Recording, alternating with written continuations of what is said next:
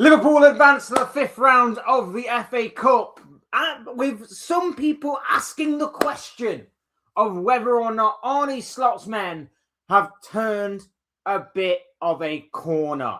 Hey guys, welcome to the channel. Welcome to another video. Today's video is going to center around that very question. We're going to be looking at Liverpool's big win in the FA Cup against Brighton. The Reds advancing to the fifth round, which will be drawn tonight. Just before the, I think, is it the Macclesfield-Brentford game? I think that's the game that's on tonight. So before that game takes place, the fifth round draw will happen there and then. And then obviously we're going to be looking into the question of whether or not Liverpool have turned a corner under Arne Slot with some decent performances, I will admit, in their past few games. But before we get into all of that, how are we all doing? How are we all doing? I know this has been a while since we last did one of these.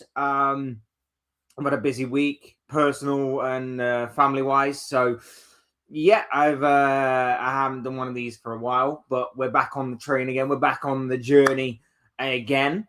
As always, hit the like button if you haven't already. Subscribe if you're new or want to see more content like this. Both things will always be greatly appreciated. And, of course, I encourage each and every single one of you to get involved in the chat. Whether it's you're just saying hi, whether you're telling me where you're watching from today or what you're up to today, all of that would be greatly appreciated. But of course, we're mainly here to talk football. So obviously, drop your footballing opinions, your predictions, feelings, whatever you want to call it, in the comment section, in the chat, and we will address them in due course. Like I say, hope we're all doing good today. Hope we're all good. As always, I appreciate the love, support, and even taking just a moment of your time out of your busy schedules to obviously watch this guy ramble. Where to begin? We'll begin with Saturday, shall we? We'll begin with Saturday. Saturday, 8 o'clock kickoff. Liverpool versus Brighton at Anfield.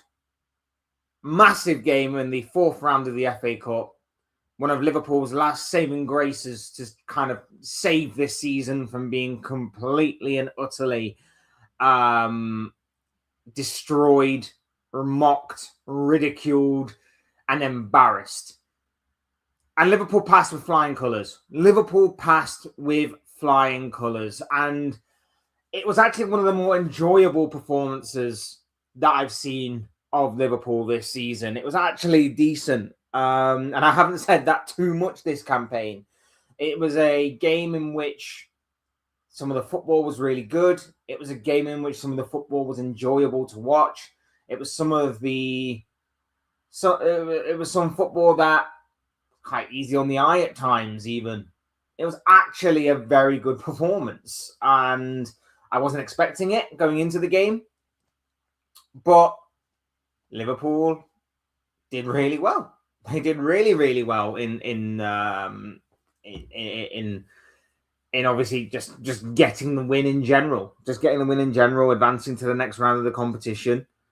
Liverpool did exactly what they needed to, and they did it with flying colours, like I say. Big up Jose, who's in the building. Lovely to have you here, my friend. Good to have you here. Hope you're doing well on this Monday morning. Hope your week is starting off really, really well, my friend. Curtis Jones gets the ball rolling. Great cross by Kirkez. 1-0 Liverpool.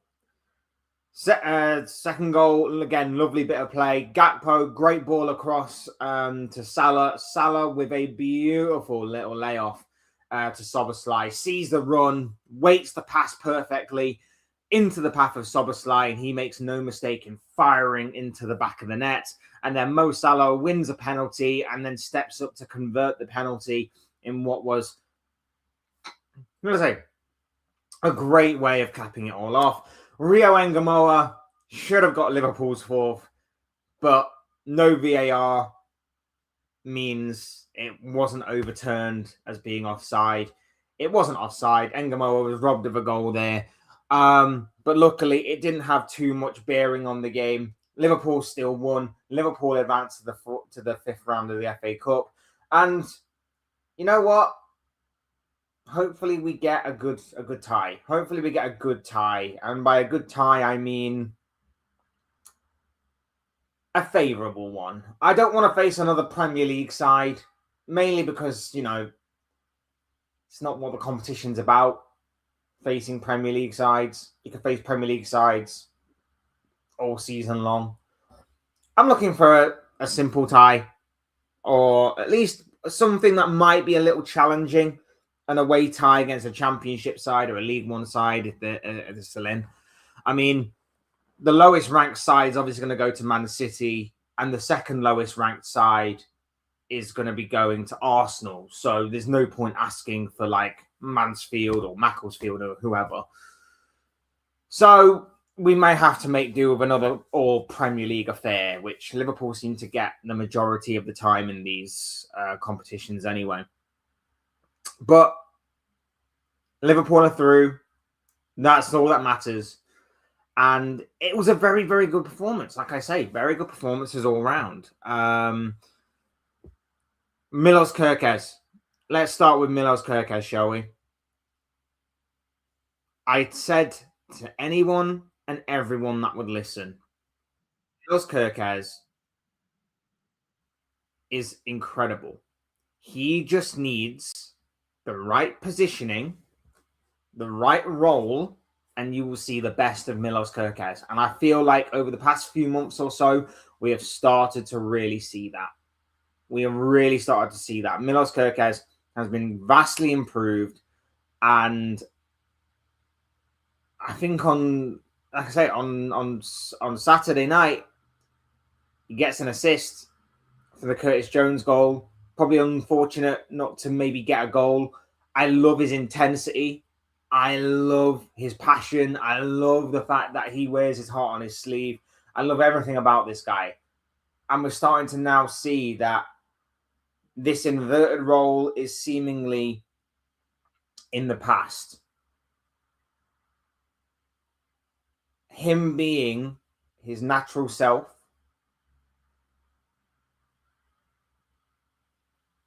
is exactly where he needs to be. It's where he wants to be. It's where he is most comfortable. And you're starting to see a better Milos Kerkez because of it. There are times where maybe he's a little too intense. Maybe he does try to do everything at 100 miles an hour.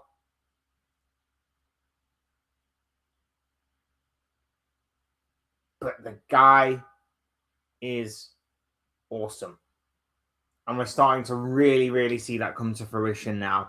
And I'm very much happy that Milos Kerkez is 100%, has pretty much now arrived at Liverpool Football Club. And I'm very happy to see his development going forward. Curtis Jones at right back. So happy to see him back in the squad, even if it is in a more unnatural position, shall we say. Again, brilliant. Provides so much for not just himself, but for others as well. Makes Mo Salah look better. Makes Dominic Szoboszlai look even better. Curtis Jones was brilliant. Takes his goal really well. I thought he was solid throughout the entire course of his game. Centre-back pairing, solid as usual. Well, as we've known them over the years, at least. Solid from the midfield. I thought we actually looked a little better at times with Ryan Gravenberch not being there. I know that may not exactly please a lot of people. And I do like Ryan Gravenberch. But maybe this was the right game to take him out. Szoboszlai, McAllister, solid. Wirtz in there as well, looking decent. It took probably took about 20 minutes or so for Liverpool to get to grips with the game. There were certain times where, again, midfield was getting bypassed a little too easy. But you're against Brighton. You're against one of the most attacking front foot units, not just in the Premier League, but in world football. They are going to create opportunities and chances. And after a while, Liverpool did get to grips with it, and they nullified Brighton for the most part after that. Salah, one of his better games, providing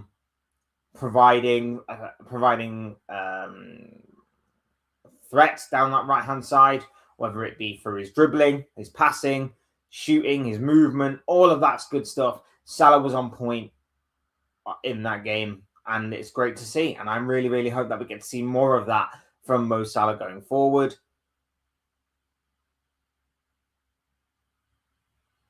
It was just an all-round good performance. Even some of the poorer players in the team, mediocre performances maybe, but nothing awful. Even Gakpo, I wouldn't say was completely terrible. At least he had moments where he was actually okay.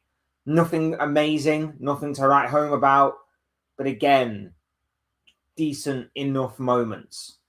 I would have liked to have seen more of Rio Ngamoa. I would have liked to have seen a bit more of Trey Nyoni, for example.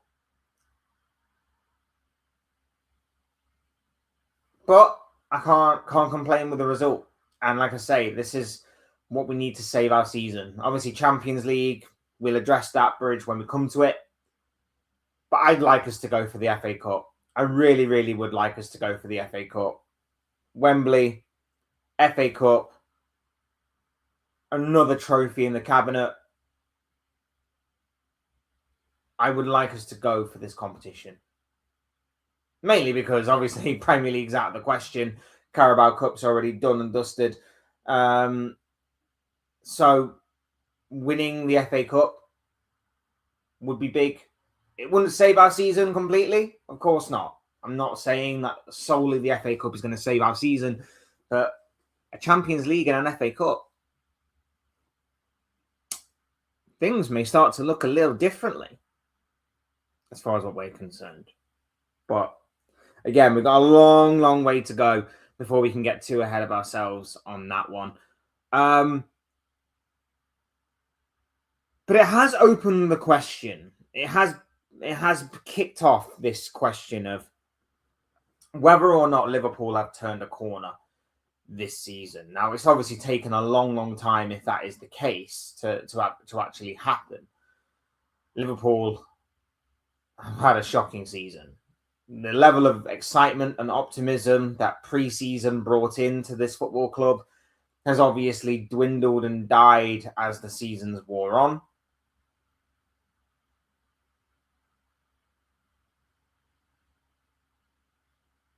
And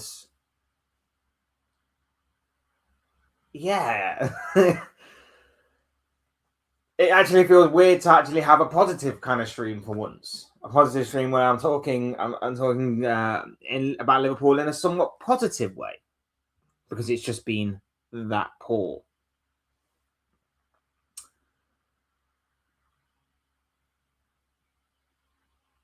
But in saying that, it's incredible that this season still has a hope of being saved. And there is a bit more excitement.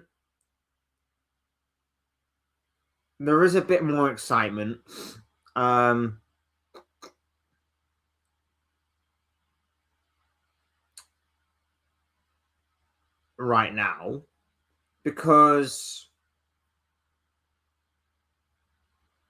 the past few games, okay, maybe the results haven't quite been there, but the performances have actually been all right. Even City, the second half against City,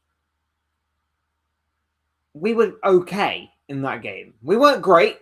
We didn't take our chances when they came to us, and that ultimately came back to haunt us and bite us. But we were actually all right. We were decent. We were good midweek against Sunderland. Again, not perfect, but decent enough. And then against Brighton, we were very good. Now, what I will say is that the game on Saturday, don't put too much stock in it. Enjoy it for what it is. Be happy, of course. But I'm not putting too much stock in it personally. And the reason why is because Brighton had a bit of a rotated side. Brighton also are well drilled in playing out from the back. They're well drilled in playing football. And as we've seen this season, Liverpool's best performances come against teams that want to play football out from the back. They don't want to go long. They don't want to go direct. They want to try and play out from the back. They want to try and play some football. And Liverpool thrive on that. Liverpool do thrive on that. Not all the time, but the vast majority of the time, they will thrive on that. Teams playing out from the back. They don't want you to go long. They don't want you to go direct or be physical with them. They want you to try and play out from the back. And that suits Liverpool down to the ground. And Liverpool will punish you most times. About 7 or 8 times out of 10, Liverpool will punish you for doing that. As we've seen this season with Aston Villa. As we've seen this season with Real Madrid. As we've seen this season with Marseille, Frankfurt, this team, that team. There's been a few teams that have tried that, especially in the Champions League at least. Brighton tried the same thing. I put more stock in the result against Sunderland than I do against Brighton, because Sunderland weren't, I wouldn't say they were trying to play football, but they kind of mix it up a little bit. They try and play out from the back at times, but they also go long. They also go physical. They also have made the Stadium of Light an absolute fortress this season, right? So I put more stock in that result. The performances from Liverpool have improved. There's no doubt about it. I've seen, whether it be individuals like Kanate, for example, I think he's been absolutely outstanding these past few games, or whether it be some of the overall play from the team, which actually looks like it's connecting a little better. It looks like the team are starting to actually get used to each other again. It's actually been great to see a team that's got a bit more cohesion about it than what it was like at the beginning of the season, where it looked like a team of strangers had just randomly decided to show up at Anfield or wherever we were playing and decided to try and play football, when it looked like they just had nothing about them whatsoever. No fight, no tenacity, no intensity, no passion, lackluster, lethargic, tired. It just looked like a team that could not be bothered to turn up and play some football in that game or in those games.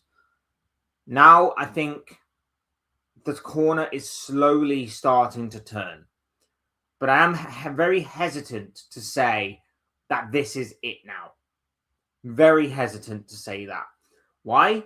Because we've seen too many false dawns. We've seen too many of these false starts.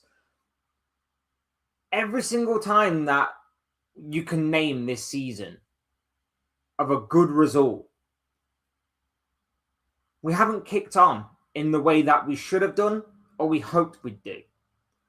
Look at Aston Villa and Real Madrid. 2 games in which we're like, oh, we may have got over that blip.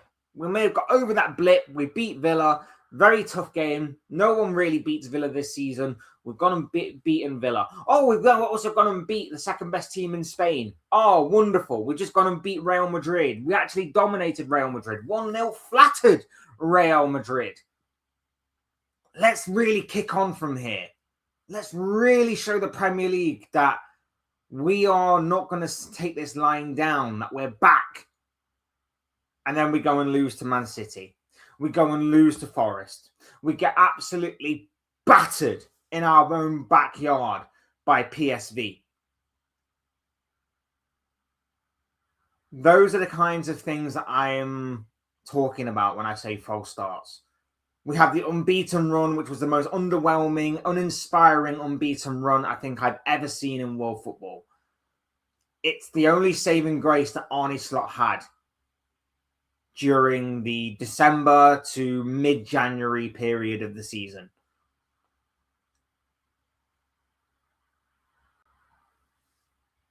I don't know what to tell you people, man. I don't know.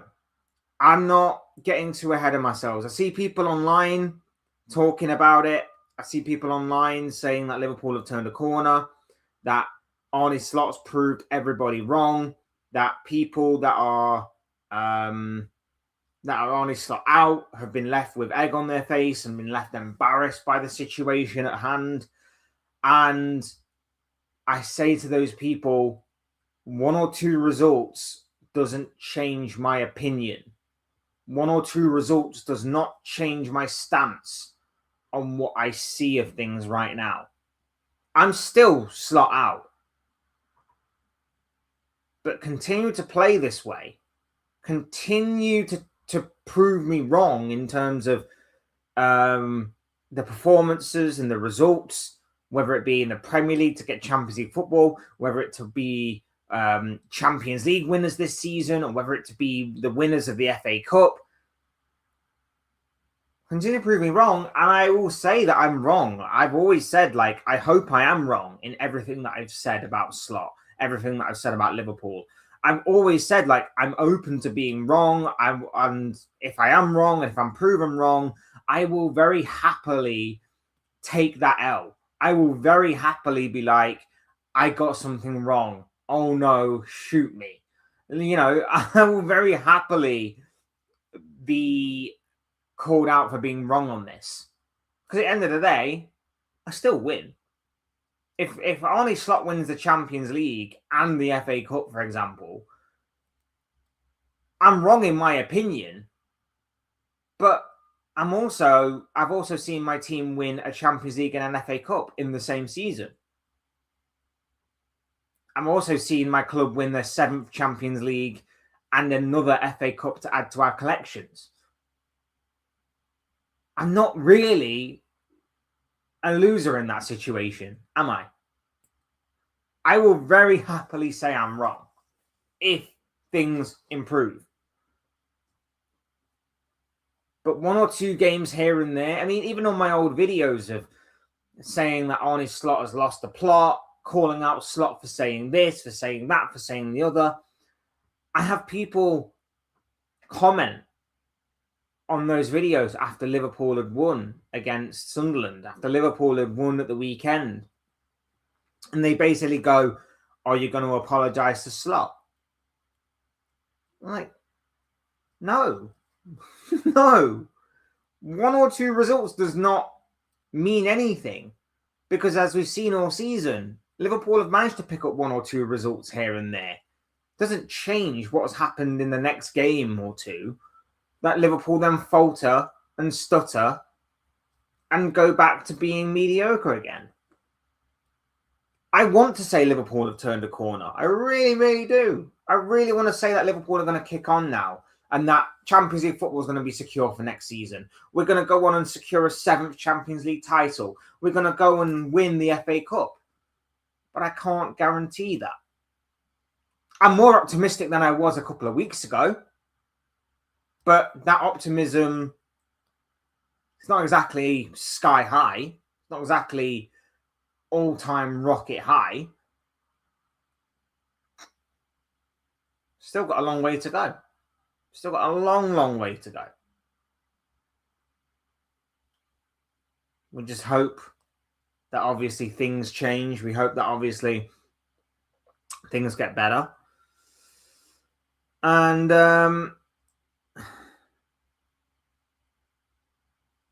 we hope that obviously Liverpool can continue to be on this upwards trajectory of good performances and good results.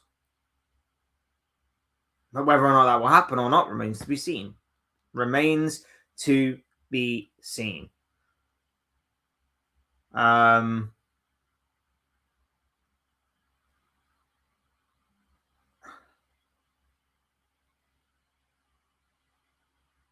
don't know.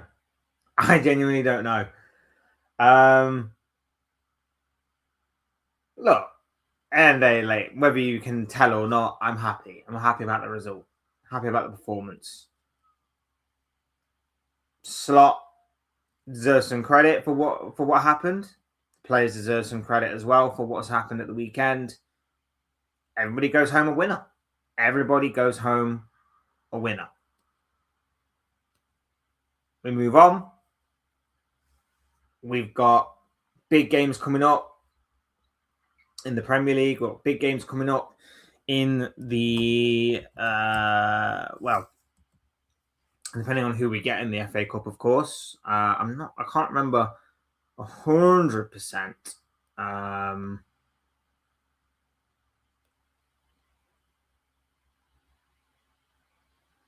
can't remember 100% what week the 5th round of the FA Cup is going to be taking.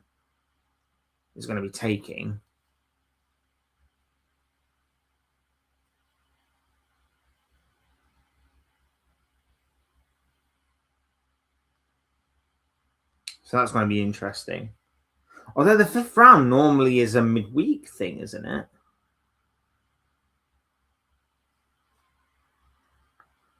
I feel like the FA Cup 5th round is normally now a midweek.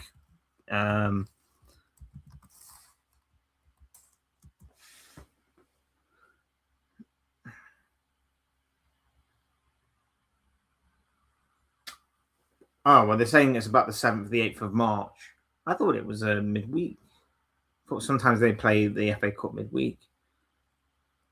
So they're saying it's the 7th. It will be played on the 7th, the 8th of March. Which actually now does make sense as there's a gap. There's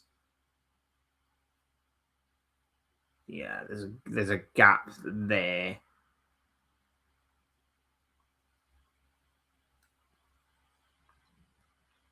So we'll play Wolves on the 3rd.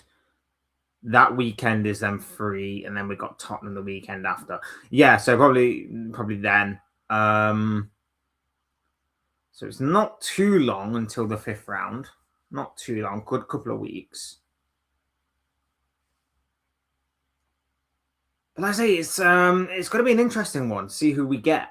It's going to be a very interesting one to see who we get. We'll go through that in a second, but we've obviously got Nottingham Forest on Sunday. That's going to be massive in terms of the Premier League title, and it's at the City ground as well. And typically, Forest have obviously just appointed their new manager, so we've got that to contend with as well, throwing us a bit of a spanner in the works. Am I right in thinking? I just want to search this up.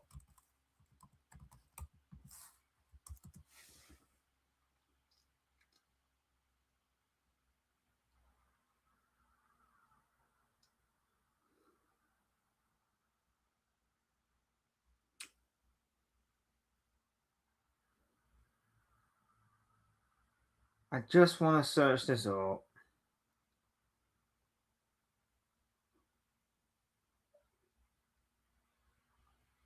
No, it wasn't. I thought Sean Dyche's first game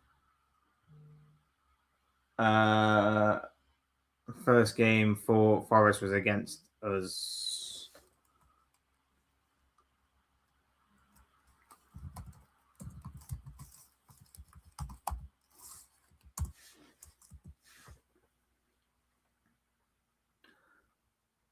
I was wrong.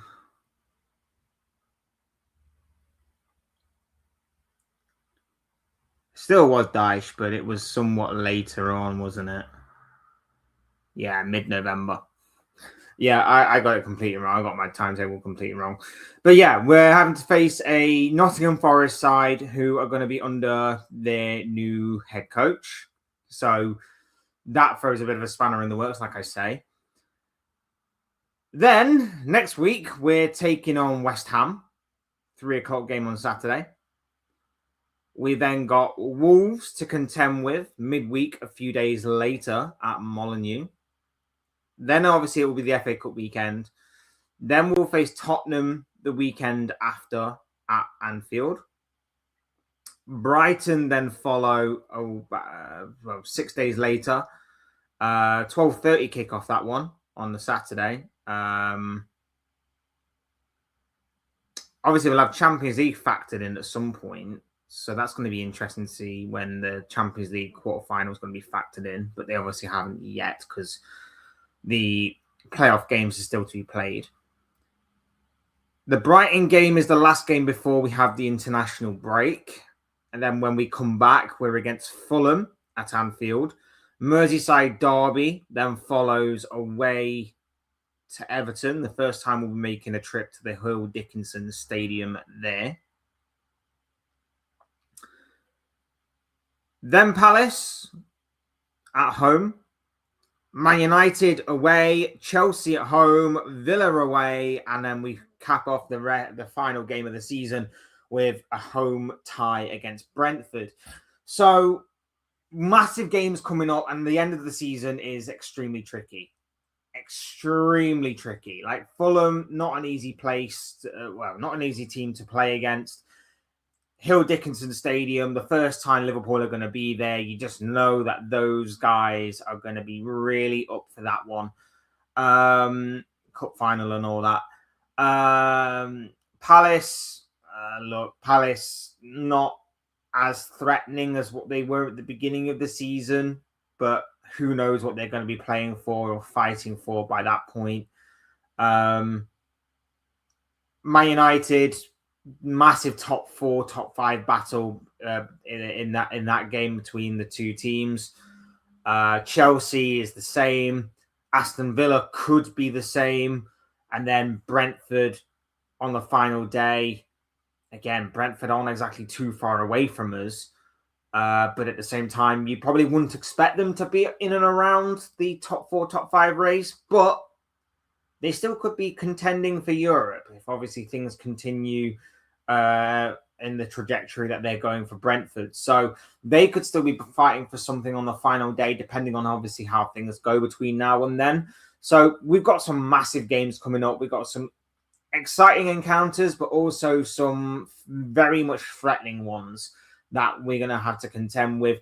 Plus, like I say, you throw the FA Cup in there, you throw the Champions League in there, and depending on obviously the draws that we get in those competitions, again, you never know what to expect from those competitions. And when you combine it with what we're fighting for in the Premier League to obviously secure Champions League football for the following season, there has to be more. There has to be more from us. And like I say, I'm not going too far in the works of, oh, we've turned a corner because we got a couple of good results. I've seen it too many times. I've seen this movie too many times this season to really suggest that Liverpool are doing that, have done that, or anything along those lines. It's not great. It's not great to go and jump the gun like that. And I know that rival fans kind of want you to do it because they kind of want to like look back and laugh at you if you get it wrong. And I understand that some people have been Arnie slot in from the beginning, not just outside of the Liverpool fan base, but inside the Liverpool fan base as well. And they kind of want to be on the trail of, I was right to stick by him. I was right to stick by everything that he was doing. You were in the wrong. Right and wrong, who cares? We all want what's best for Liverpool Football Club. If you're right, you're right. Who cares? If you're wrong, you're wrong. Who cares? Again. Because, again, if you're right in Arnie slot in and I'm wrong in Arnie slot out, we both end up being winners anyway, regardless. So who cares? Who cares? Who cares? But yeah, there's a lot. There's a lot there to unpack and digest.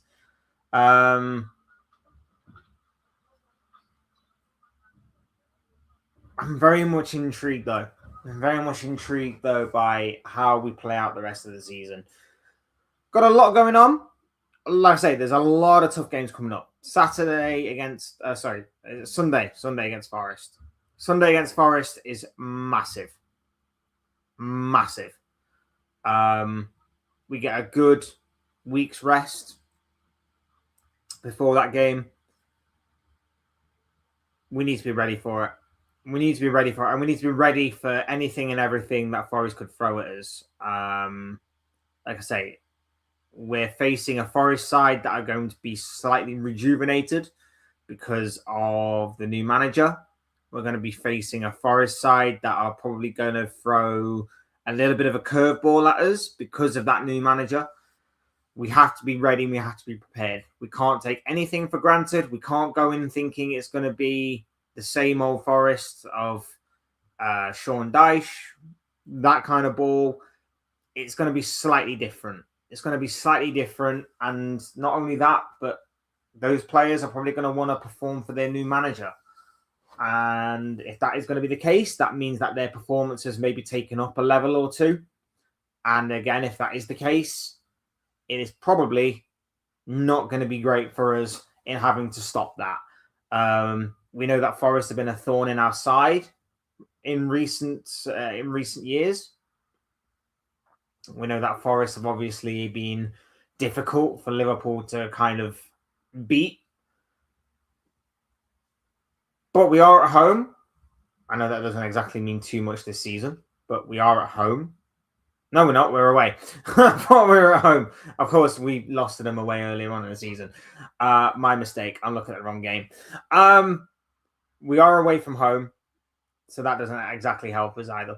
But our away form, it's been all right. I don't know, man. I really don't know. Like I say, these are the games I'm more interested in Liverpool winning, because these are the games in which in which it really shows just how far Liverpool are going. Because Forest aren't going to play football. Forest aren't going to, and by that I basically mean Forest aren't going to play football out from the back. Forest are not going to play into Liverpool's hands. What they're going to do is they're going to be direct, they're going to be physical, they're going to be tenacious. They're going to try anything and everything to upset Liverpool's momentum, and that is going to be a problem for Liverpool to be forced into handling. That's going to be the problem that Liverpool are going to be forced into handling. Big up Dean, who's in the building. Lovely to have you here, my friend. I haven't seen you in ages. Hope you're okay. Yeah, man, we're all good. We're all good. I just had a big week with family and birthdays, family, and all sorts. So it's always a big week in February. So time is kind of limited for that week, but still managed to put out some videos and stuff. But we're back on the journey today, back on the live streams from this week onwards. So hope you're doing well, my bro. Lovely to have you here with us.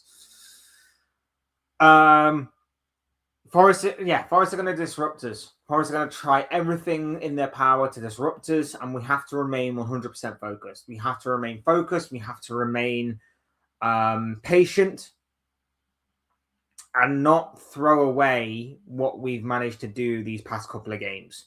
Because a loss to Forest and the win against Sunderland means nothing. Even if we drop points to Forest, it means nothing. I believe Chelsea's got a favourable game. I believe Man United have as well. Just double checking their games. So Man United take on Everton on Monday. So probably will be a win for United. And Chelsea got Burnley. So that's definitely going to be a win for Chelsea. We definitely need to capitalize on the opportunity that's presented in front of us. We need to maintain with both Chelsea and United, especially with them having easy fixtures as well. Should be easy for us, but Forest's never been easy for us. So it is what it is. Big up Marco's in the chat. Lovely to have you here, my bro. Hope you're doing well. Says, how long before Szoboszlai's shot and free kick will be mentioned in the same breath as Roberto Carlos and David Beckham? He's sublime. He is absolutely sublime. He's got a rocket of a right foot, and his free kicks are getting more and more accurate, pretty much with every attempt. With every attempt, they're getting more and more accurate. I can't speak highly enough of Szoboszlai this season. I really, really can't. The way that he's just got his head down and really, really worked hard and just taken everything in his stride. He's been absolutely outstanding, and especially in a season in which the vast majority of the Liverpool players just haven't been at the level that we know them to be. He's been the one that's been head and shoulders above the rest. Obviously, special mention to Ekatike as well. But Szoboszlai has been just the main man, consistent throughout. And not only that as well, but to be so consistent whilst playing in every position imaginable on the football pitch. I think the only position he's not played in is pretty much goalkeeper. Like that's like the only position that man has not played this season. And yet he's just, again, taken it in his stride and just been absolutely outstanding from start to finish. I really, really cannot speak highly enough of Dominik Szoboszlai. And like I say, Liverpool, get your finger out, give him that new contract, tie him down for as long as we can and keep him here because we need it. We need him. We need him. And hopefully he realizes that he obviously needs us. Hopefully. That is the hope. Or maybe he's seen how Trent Alexander-Arnold is currently doing at Real Madrid. And maybe having second guesses about going to Madrid. I don't know. Either way, Szoboszlai to stay at Liverpool for a very long time is what I'm hoping for and praying for. But yeah, massive week. Forest. So that's the Forest game addressed. From the Forest game, we go to West Ham the week after. That's going to be tough. West Ham are in desperate need of points. They've actually put a decent run of form together. Nuno Espirito Santo, again, been a bit of a thorn in Liverpool's side in the past couple of years. We obviously beat West Ham earlier on in the season, but that doesn't mean anything, or doesn't mean as much. But Liverpool are at Anfield in this one. Should be a win for Liverpool. Should. We should also then go on and beat Wolves.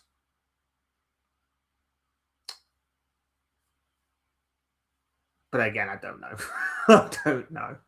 I really don't know. Great Liverpool performance against Brighton was good. I think we'll beat Forest. It's just worrying with our injuries that keeps mounting up with Endo now. Yeah, I mean, that right back position pretty much cursed, wasn't it? I said that in my reaction video that I did, that the right back position is seemingly cursed. I'm still surprised Endo managed to get up and try and defend the corner, to be honest with you. He's absolutely mad. I was like, he's gone. He's done. He's done out here. He's the way that he landed and the way that obviously he moved to spark the injury. I was like, he is so done. Just stay down as long as possible. Get Gomez warmed up. Bring Gomez on to defend the corner. And he's there like, no, I can play on. And he's trying to play on and defend the corner. He's trying to defend the corner. And I'm watching him to try and defend the corner. And I'm like, you're going to cause more damage. You are going to cause more damage, you crazy, crazy man. Just stay down. And I love the guy. I absolutely adore the guy. I can never fault his passion and his love and his drive and determination. But at that point, I'm looking at him like, what are you doing? What are you doing? Big up Endo, and hopefully a speedy recovery to that man. What is Marinakis thinking now, getting in that manager who made Wolves dead last in the Premier League? Yet Dyche was doing well in Europe and is specialist in keeping up a team. It does seem like it's, at best, a sideways step, doesn't it? At best, a sideways step for Vitor Pereira. I don't know, man. I've questioned Marinakis so much over the course of the past 18 months or so. And I remember saying to a lot of people that, are you sure it's wise having your ownership heavily involved in footballing matters and footballing decisions? Now, I'm not saying the same goes to every club. I'm sure there are some owners that are very much big football fans and maybe know a little bit about the game and know a bit of insight about the game and, you know, may actually make some smart decisions on the pitch rather than just off of it. But Marinakis is not one of them. Marinakis is definitely not one of them. And I questioned that for a while. I questioned whether or not he was making the right choices, whether or not it's wise having him seemingly make some big decisions on the pitch, having him so close and involved with ongoing things on the pitch. I think it was it after the Leicester game last season where Forest threw away a 2-goal lead or something, drew 2-2 to an already relegated Leicester, and he stormed onto the pitch and was very angry at Nuno. I think that's when it started. It might have even started a little bit before that. But I questioned everything about Marinakis. I questioned about his conduct. I questioned everything about how involved he was at the football club. And I said that this is a slippery slope to go down. I'm pretty sure that if you find the live stream or find the video that I was talking about it, I don't remember what I did, but I definitely remember saying something along the lines of, it's a slippery slope to go down when your ownership and your owner in particular is as heavily involved as what he seems to be. Because the chances are is that that owner is a businessman rather than a football man. Very rarely do you get in that Venn diagram a guy perfectly in the middle. Marinakis is definitely not that. He is a crazy, weird, millionaire, billionaire, whatever he is, owner who may be great at making business decisions, but he seemingly has got no idea about football. Seemingly has no idea about football. So he needs to be taken out of that position and just leave it to people that actually have a footballing kind of brain. Questioned it back then. I questioned it with the sacking of Nuno. I said, like, why would you back this guy for the majority of the summer just to get rid of him? I know he spoke out about the club. I know he spoke out about you.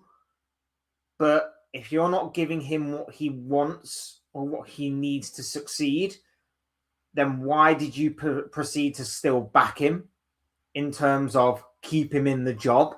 It made no sense. It made even less sense that you would bring in the polar opposite manager to Nuno Espirito Santo in Ange Postecoglou. Why would you bring him in? It made no sense. Okay, he won a Europa League with Spurs and seemingly did the impossible. But look at the context as to why it didn't work with Tottenham. Look at the context of why it didn't work with Postecoglou. And look at the context of what you currently have with what you are adding to it with Postecoglou in terms of everything changing and being the exact opposite of what you currently have. Then bringing in Sean Dyche, which I said was a decent idea, but it should have happened instead of Postecoglou. Dyche should have came in after Nuno had left. And now you're going to Vitor Pereira.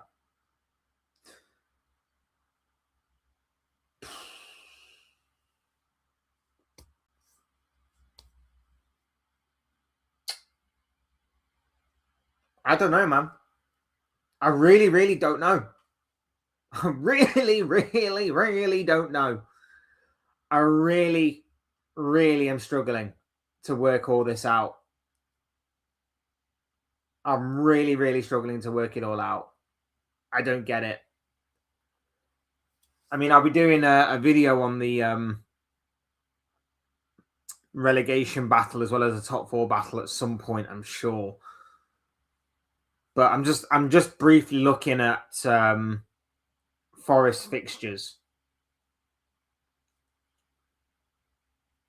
You got the Europa League playoff against Fenerbahce coming up this week. Then they face Liverpool at home at the City Ground. The second leg is the week after, before they take on Brighton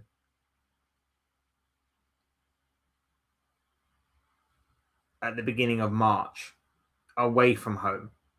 A few days later, they face title-challenging Manchester City, and then they face Fulham. They've then got Tottenham. Now, that Tottenham game could be interesting in terms of, obviously, Tottenham seemingly being drawn into a relegation dogfight.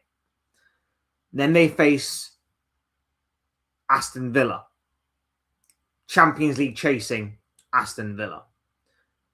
Then they face Burnley, who might already be relegated by that point. But then they've got Sunderland. And who knows what Sunderland are going to be challenging for come the end of the season. Then they face Chelsea. Then they face Newcastle. And then they face Man United. 3 teams that are going to be challenging for some form of European football come the end of the season. And then they take on Bournemouth, a team that notoriously Forest don't do that well in facing. I'm sorry, Forest fans. And like I say, I live in the city. I live in Nottingham. I've got a lot of close friends and family that are Forest fans. I would be seriously worried right now. I wouldn't be as worried if Sean Dyche was there, because Sean Dyche very well could get a few very big points against certain teams. Certain teams here, if Sean Dyche was still in charge, I reckon he could get a few points here and there. That would be very big in the grand scheme of things.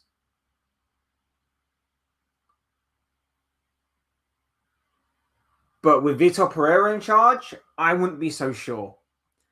And here's the thing that you've got to do if you get relegated.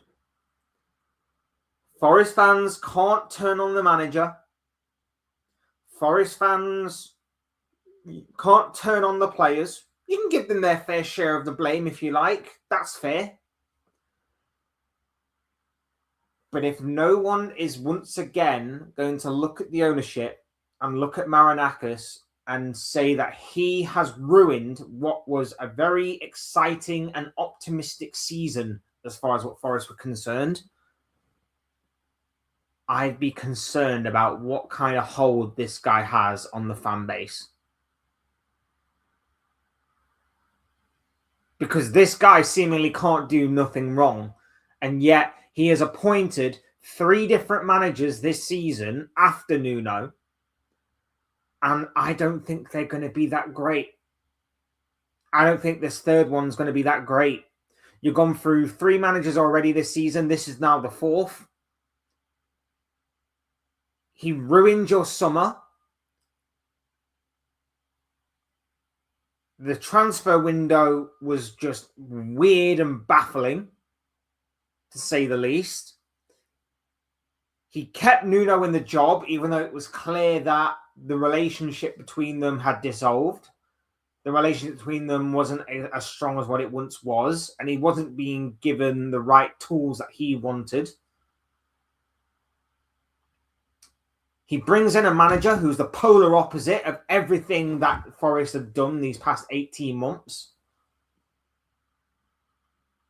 He then brings in a manager who is closer to the original manager that you had in already, and the opposite of the manager that you then brought in Ange Postecoglou in Sean Dyche.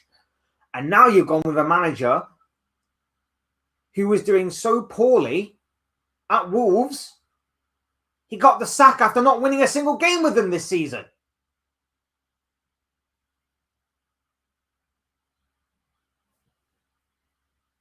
I question where the logic is. And now that I've said all that, by the way, it's probably guaranteed now, because the way that the world works, that because I've just said all of that stuff, Forest will now beat Liverpool on Sunday. And if that happens, I genuinely, wholeheartedly apologise to the entire Liverpool fan base, because I've just put that out there and I do feel sorry and I'm now worried. Will fifth this season get Champions League?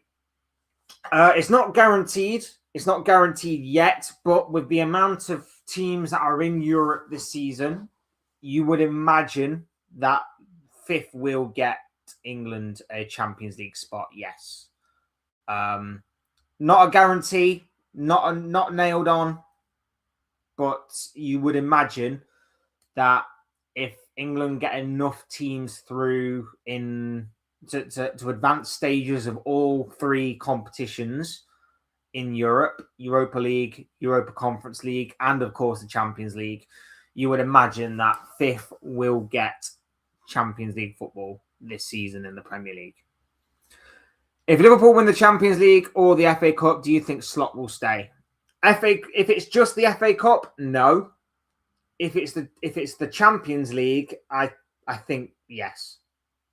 I think yes. Because at the end of the day, like, winning the Champions League is a trophy and also Champions League football for next season. So he's basically done the objective there. I don't necessarily like it, but again, I can't argue. If he wins the Champions League, I can't argue with it. I can't argue whatsoever, because 7 Champions Leagues. 7 Champions Leagues. So, yeah, I can't argue with it. Fingers crossed. If he wins both, of course, then he definitely does stay. But if he just wins the Champions League, he stays. If he just wins the FA Cup, no. No. Definitely not if he doesn't get Champions League by the league anyway. If he gets Champions League and the FA Cup, there is a slim argument to suggest that he'll stay. Slim argument. I wouldn't personally. But if he gets FA Cup and he finishes 6th, for example, and gets his Europa League football, he definitely can't stay. He definitely can't stay with that. Especially because he's already laid down the groundwork that if Liverpool get Europa League football, we're not going to spend that big anyway. He's already laid down that groundwork, so it doesn't look good. Who do you truly believe will win the Prem, Arsenal or City? I would want it to be City. I would want it to be City. But it's going to be Arsenal. I can just see it being Arsenal. They just have the better consistency. They have the better consistency defensively. They've got the better consistency in front of goal. They've got the better consistency in the midfield. The only thing I think that will hinder Arsenal is if they get a couple of big injuries. I think if Rice goes down, if Gabriel goes down again, I reckon that could really hinder Arsenal. But I don't think, obviously, I don't want that to happen. Of course, I don't want anybody to pick up injuries. But I just think the consistency is in Arsenal's favour. And City still have a way to go to convince me otherwise. Good results, in the past couple of games for City, 100%. Good results all round. But at the end of the day, I still think City every now and again have that tendency just to fall on a banana skin. That in the past they wouldn't have done because they're not facing Liverpool in their prime anymore. So it's a different City team. But yeah, I think Arsenal will do it. And I don't want them to. And a lot of people are like, oh, well, why do you want City to win the league? Simply put, for me, if City win the league, it's like, who cares? If City win the league, it's like, who cares? Like, no one cares if City win the league. No one cares. City win. To tell you how much City winning the league, no one cares about it. More people tuned in to watch Jurgen Klopp's last game, in which was a dead rubber game. Didn't really have anything on the line. It was just Jurgen Klopp's last game. That was it. More people tuned in to watch that than they did with City winning the league. No one cares if City wins the league. Their fans will be happy. Great. No one cares. If Arsenal win the league, their fans are already so unbearable by only winning one FA Cup in the 6 years that Arteta's been in charge of that club for. They're already putting players in conversations that they don't deserve to be in. They're already saying things like Declan Rice would start over Casemiro in Real Madrid's best midfield. They're already saying that Declan Rice would start over Busquets, Xavi, Iniesta in Barcelona's prime midfield. They're already saying that Bukayo Saka would make it into any prime team in the history of football, or whatever the hell they're saying about all of their players, putting them in conversations they don't deserve to be in, right? Imagine what it's going to be like when they actually win something with this newly formed team that has taken them 6 years and £1 billion to inject in. That's the bit that I don't think people necessarily realise. And look, I'll be fair as much as I can be. I don't hate Arsenal. I don't hate Arsenal, the football club. I don't hate Arsenal, the institution. I actually admire and respect Arsenal. I admire and respect them from what they managed to achieve in their history. I admire and respect them for the amount of incredible players that they've had over the years. Thierry Henry especially was just someone that I absolutely adored watching when I was growing up. Obviously, my main hero, my idol was Steven Gerrard, of course. But from the sort of outside perspective, I absolutely adored watching Thierry Henry play football, especially in that iconic Arsenal shirt. Like, he was incredible to watch. On that level, I will always admire and respect Arsenal. The bit that lets Arsenal down, and it's why I've grown to somewhat resent them over the years, has been their fans. Not all of them. Not all of them. Some of them are actually level-headed. Some of them are actually smart. Some of them are actually tolerable to listen to. But some of their fans are unbearable. And maybe it's just because they've got the platforms of like AFTV or bigger platforms on social media or whatever the case may be. But I see them a lot more than I do other fans. And they are loud, they are arrogant, and they are plain and simply put, utterly stupid. Utterly stupid.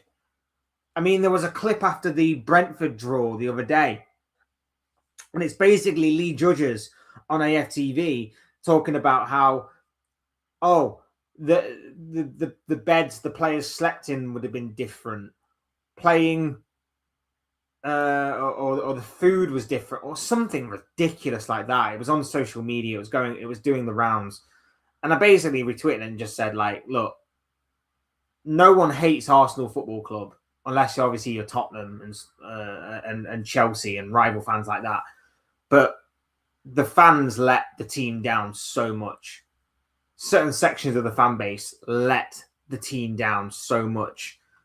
So when people ridicule Arsenal, when people are annoyed and frustrated that Arsenal have won again, it's because fans like them get away with saying such wild and stupid things. And it's just going to get worse and more deluded if they actually win something. If they actually win something, it's going to get much worse. And people don't understand that. Some people don't understand it. Some people are like, oh, well, you're a Liverpool fan. Why would you want City to win the league? Because no one cares if City wins the league. City won the league, and if it's based off of cheating, then we'll take it and we'll go, right, well, we believe we won the league them seasons. We won't get the trophies for them. Who cares? We got cheated out of it. The Premier League and the officials at B should have done their jobs. But on a footballing basis, if they're not proven to have cheated, we go, they were just one step ahead of us. They were just one step ahead of us, unfortunately, throughout that season. And on any other season, we probably would have wrapped up the title and done whatever. That season, we just didn't. It is what it is. If Arsenal win the league, though, their fans are going to be loud. They're going to be unbearable. They're going to be so annoying to listen to. I may have to take a long vacation at the bottom of the ocean just to get away from them. Just saying. What will Marinakis do when they get relegated? Sell the club, lose his temper. He'll probably sack Vitor Pereira, appoint another manager in charge, and throw a lot of money at getting out of the Championship. Because breaking the rules is something that Forest do. What do you think of Tuchel contract extension? I think it's premature. I mean, it's hard to tell with an England manager because we always should be qualifying for major tournaments. So far, he's achieved it. Great. I like Tuchel. I think he's a decent enough manager. I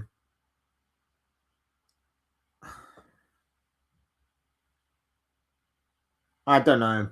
Like I say, I like him. I think he's a decent enough manager. I think we should have waited until after the World Cup to make that decision. We should have waited till after the World Cup, but we shall see. Big up, bro. Hope you're doing well. Lovely to have you here with us. Hope you're doing well on this Monday morning. Hope your week is starting off really well, my friend. It was a good game. Some nice partnership being shown. Curtis being played at right back, being called for months, but I saw a lot of vulnerabilities in our game against Brighton. Yeah, like I say, it wasn't perfect by any stretch of the imagination, but it was a very good performance, especially going forward.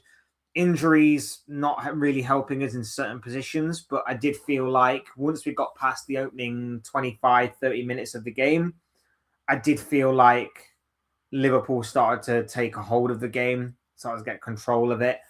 And I thought it was like Salah's best performance in a while. I thought Szoboszlai was insane in that entire game. I thought he was really, really putting on a masterclass. Jones, like you say, was very, very good. I thought McAllister was very good. And Kirkaz was absolutely outstanding. So they're the ones for me that I think were head and shoulders above the rest. It was great to see Salah being effective once again. Kirkaz looked fantastic. Dom's link-up play was fantastic, but there were a lot of vulnerabilities on display as well. A better team would exploit. Yeah, the one thing I will say about that,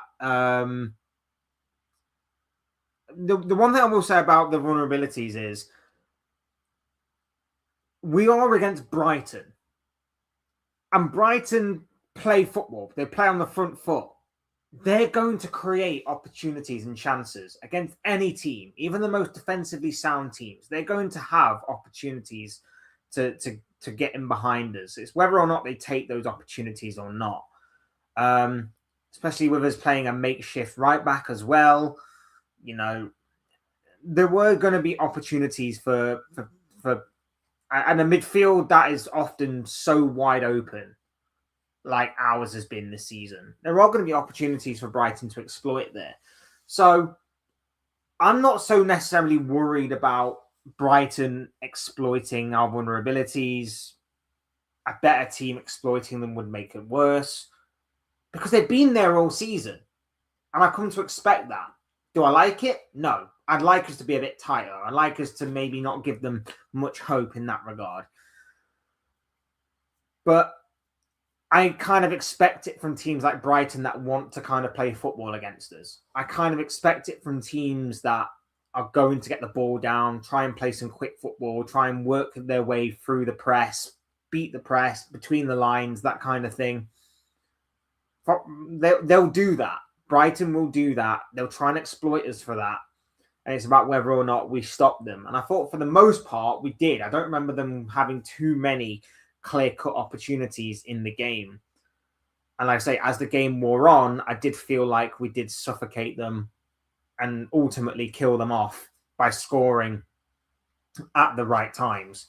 Like I say, the first goal was great. Kirkes's cross was sublime.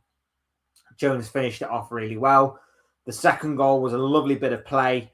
Salah with a perfectly weighted through ball for Szoboszlai, who absolutely arrowed it into the corner. It was absolutely brilliant from Szoboszlai, brilliant from Salah.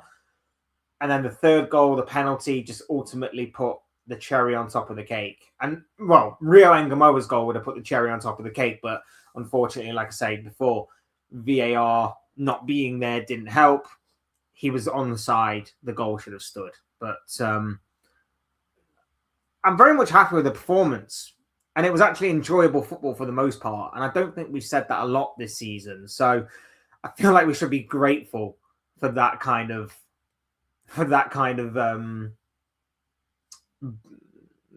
opinion and thought leaving the game as a review. If this is a corner being turned, then then we need to see it with an even better performance in the next game because there was a lot of room for improvement in that game.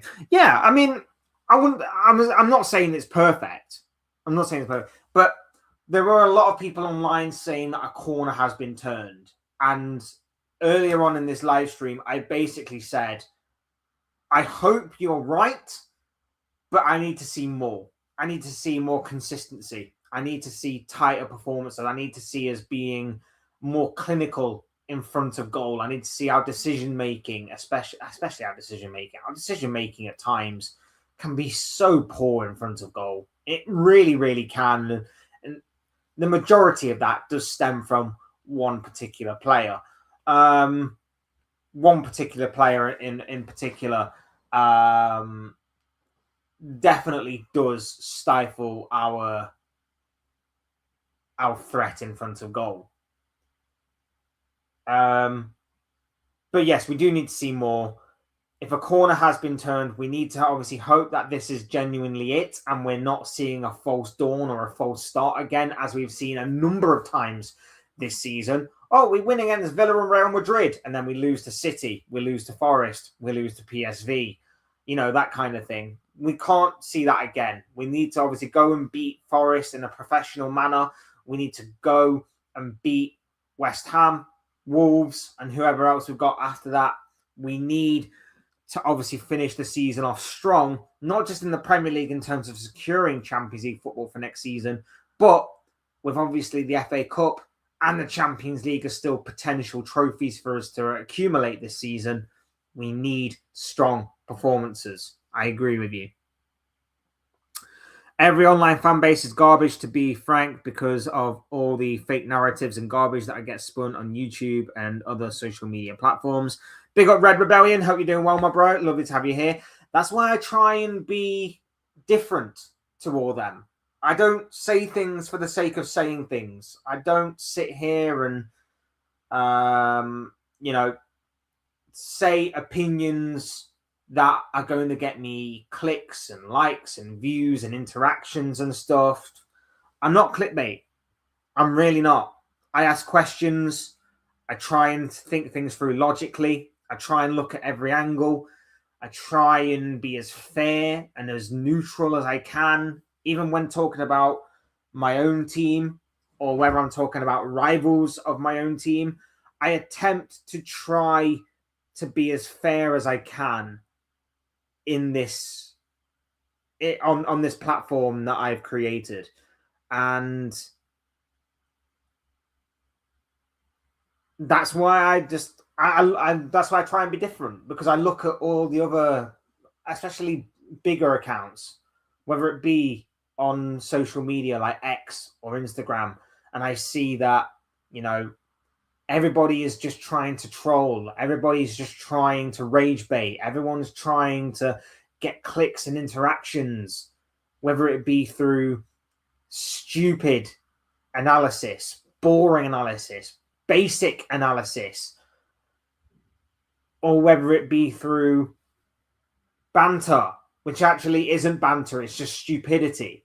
I try and be different in terms of that aspect. And I hope that comes across, by the way. Like, I don't want to just say it and like it not actually be genuine. I hope that all comes across, because I'm not, like I say, I'm not trying to be something I'm not. I'm not trying to grow this channel as quickly as I can by making all of these stupid predictions or, trying to make stupid opinions or whatever. There is always going to be something I will say that will back it up. Sometimes it will be just gut feeling. Sometimes it will be just, I believe so-and-so will beat so-and-so this weekend because it's my gut feeling. Sometimes there will be gut feelings involved, and sometimes that does happen in sport. But for the most part, I will try and back up my opinions, my feelings with some sort of basis of factual evidence. Sometimes that will work, sometimes it won't. But like I say, I'm not looking for a fast track to being in the YouTube game here. I'm not looking for. I'm not out here trying to put rage bait out there. I'm not here trying to put pointless banter out there for the sake of just putting pointless banter out there. I'm just trying to be as genuine and as honest as I can. And I'm going to say it right now. I'm not going to change. I'm not going to change. Premature contractual extension. It happens. You've seen it before. There was definitely positives to take from the game, and I have. But for me, any talk of turning a corner is too soon. We need to see games like that consistently and more complete performances. Yeah, I 100% agree. I 100% agree. They were just, I only put it as a talking point because I saw people online saying the same thing. And they're mainly rival fans that obviously want Slot to stay because Liverpool haven't been as dangerous this season as they were last season. And they're also people that have backed Arnie Slot from the beginning that are starting to say it, and they're kind of calling out the Arnie Slot outers for being wrong and for being too premature in their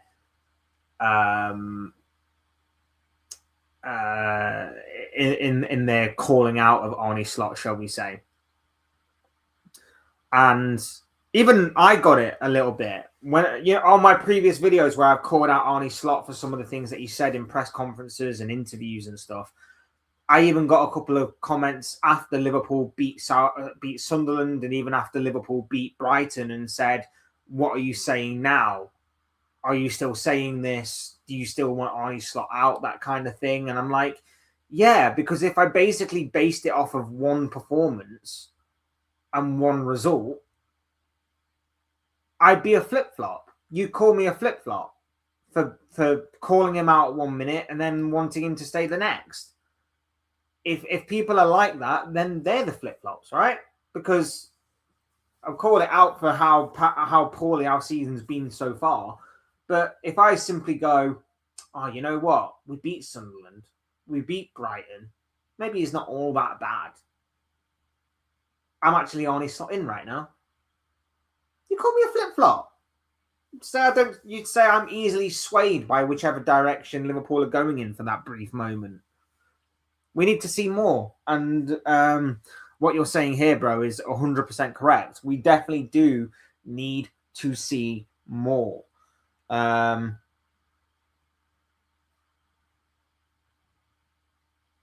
So, yeah, I couldn't agree more. Gakpo didn't do anything wrong, but was very quiet. So was Wirtz. I thought he was poor, actually. Maka, same as Gakpo. I thought Maka was all right. I thought Maka was decent. Again, Gakpo probably had one of his better games, but that's not saying a lot considering that the bar isn't exactly set high. So, yeah. He needs to be dropped. I'm sorry. He needs to be dropped. He needs to be dropped. The fact that Slot can sit there and drop Salah when he did, the fact that Salah can sit there and drop Gravenberch this past weekend, he can drop McAllister when he wants, and you can drop Kirkez, and he can drop Ekatike, and he can drop, when obviously he was in the team, Isak from time to time. The fact that he can't, for one reason or another, drop Gakpo for a game or two or three is a joke. It's an absolute joke. And he's got players that can play in that left wing position. It's not like he doesn't. It's not like he's the only player in that position. He's got players that can play in there. He's got Chiesa. He's got Engamoa. He can also put Ekatike in that position as well. He could put Wirtz there. He could put Soboslai there. There are players that can play in that left wing position. It's not like he doesn't have them players there. But yet, for one reason or another, Gakpo is the first name on the team sheet every single week. And every single week, he puts in a stinker after stinker after stinker after stinker. And there's no incentive to take him out. There's no incentive for him to get any better because he's the first name on the team sheet every week. Would you, if you knew you were going to be playing every single week, regardless, if you knew you were basically the first name on the team sheet every week, regardless, would you put in the extra effort to try something? Would you put in the extra effort to do something different, to improve, if you knew you were going to be playing every week anyway? No, you wouldn't. So why should Gakpo? Doesn't need to. He's going to be first name on the team sheet anyway. But I agree, it was the best game of the season so far, which is sad in Dickman. I wouldn't say it's the best game of the season so far. I would probably say that we've played better in certain other games. I'd say that the Real Madrid game was a brilliant performance. Frankfurt, obviously. Marseille was really, really good. I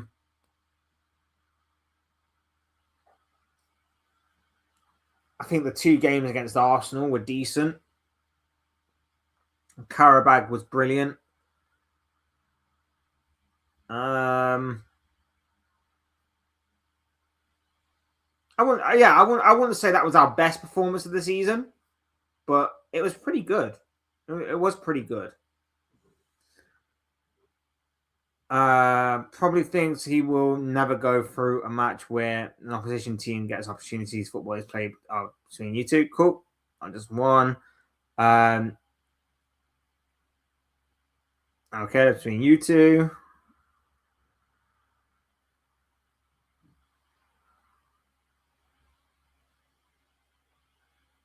I'm guessing that's between you two. I'm going to say that. Salah was not on a measly 4 Premier League goals this season.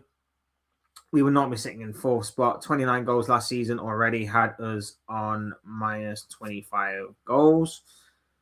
It is what it is. It is what it is with Salah. Obviously, you've got to also take into account he missed a month with AFCON, and even a couple of games before that where Slot decided to go a bit crazy. So yeah, got to take that into account as well. But yeah, we expect more from a player who's on 400k a week, but at the same time, Slot has a lot to answer for. Slot has a lot to answer for with his usage of Mohamed Salah. I enjoy your analysis, but I don't agree with all of it. But it does come across genuine. I mean, I'm not expecting anybody to 100% agree with me, and that's why I encourage the debate. That's why I encourage you to call in a respectful way, of course. Call me out on stuff. If you don't agree with me, call me out on it. If you think that maybe I'm only telling half the story or whatever the case may be, call me out on it. I enjoy the debate. I enjoy it. I'm not sitting here trying to build a community that is going to basically agree with everything that I say and go, you are 100% right. And there is nothing I can say that will that would discredit you or question you or whatever. I encourage the debate. That's what football is all about. It's about conversation and debate. Sometimes you will agree with me, and sometimes I'll agree with you, and sometimes you will disagree with me, and sometimes I will disagree with you. That is what I encourage. As long as we can do it in a respectful way, go for it. Absolutely, by all means, go for it. Even if Salah has just been level on Premier League goals with Ekatike, he would not be sitting sixth. We would not be sitting. Depends. Obviously, it depends on how our defense was. It's again, Slot's got a lot to answer for. We're all Liverpool supporters at the end of the day. We all want the club to do well. When you break it down that way, it's all very silly. I mean, it would not have been unreasonable to expect 10 Premier League goals from Salah this season so far. I mean, yeah. There is that.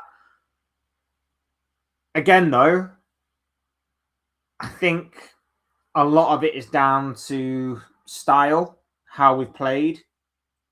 And again, I think as much as obviously we can blame players, and they should be blamed, I think a lot of it is down to the way that we have played and we've been told to play with Slot's management.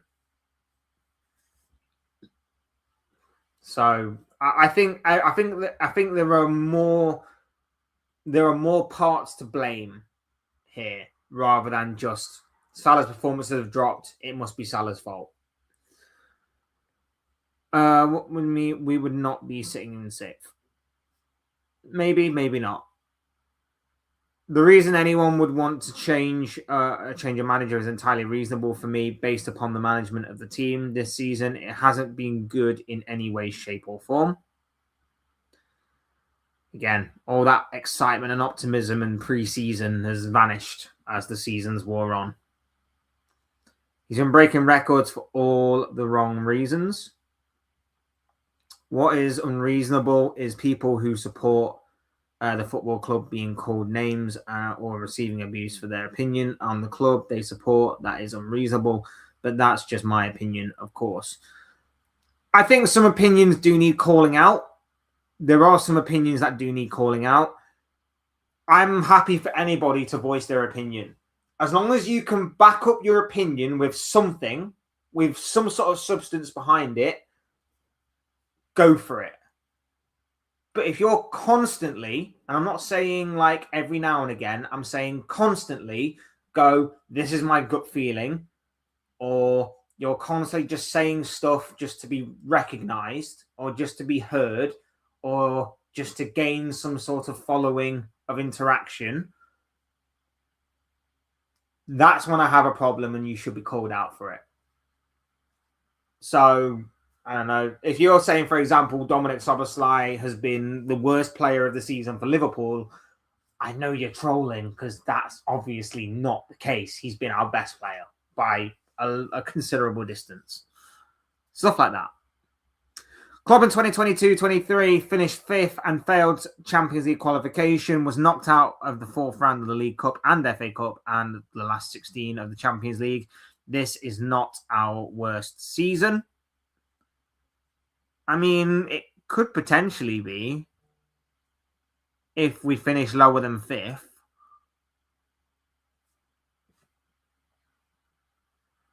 If we finish lower than 5th, it could potentially be our worst season because it doesn't really matter when we get knocked out of those competitions. I mean, we get knocked out, right?